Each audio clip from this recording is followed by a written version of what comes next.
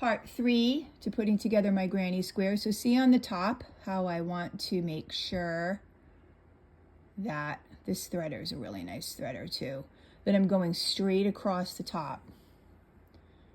Crocheting every day. Jilly's crocheting every day. Okay, so see how that, and then I hold that down and I kind of pull tightly. So I kind of look at it to see if it's going straight across. And then I take the top piece of yarn and I go back and forth because I want this blanket to be nice and secure. This will be probably a child's Christmas blanket, so you want to make sure you have that nice and sturdy so everything stays together. And then you just kind of look and see where I'm not doing it absolutely perfectly, letting myself have a little bit of fun, but you kind of hold it and pull it so it's nice and tight, so it looks kind of like a seamless marry. Okay, see that, how it looks? I think this is the way I like to do it. Some people use a crochet hook and they crochet a different color, or they do it so it's not just on the top part of the yarn that goes through. They go all the way through both and go up like that. I like to do it just on the top two.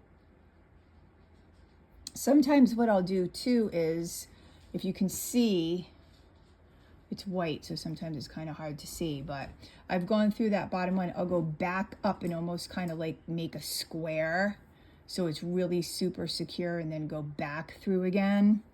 And this is really kind of the fun part, is putting the blanket together, because I've completed all the granny squares and now it's time to kind of go down. You want to measure and see too, is that looking like it's going to be even? And then you just keep going down. And somebody the other day was asking me about perfectionism. We were talking about the topic of being a perfectionist, and one thing that I shared is math to me isn't something that's really come easily for me, but learning how to crochet, that was 5 years ago. And even now I count sometimes when I'm going around my how many stitches I've done. Doing crochet, counting was really important. Following a pattern that someone else did, because if you mess up, you want to make 16 double crochets going around in a circle.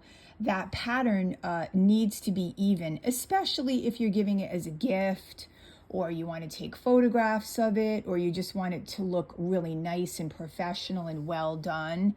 And a couple of times when I first started and I did some blankets, I didn't count because I thought, oh, it looks like it's even.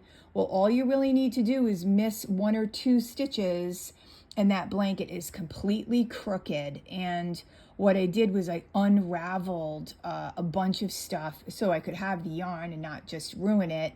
And then I redid it, and I will tell you, I would count. I would be like 1, 2, 3, because you want to really get those even numbers so that you have a nice, beautiful piece of crochet. But to be a perfectionist crocheting, and I learned this from a bunch of YouTubers, Melanie Ham, who unfortunately passed away a couple of years ago. She's a great YouTuber that taught crocheting. I really loved her a lot. I was just completely devastated when I saw she passed away. And she still has YouTubes up too, Melanie Ham.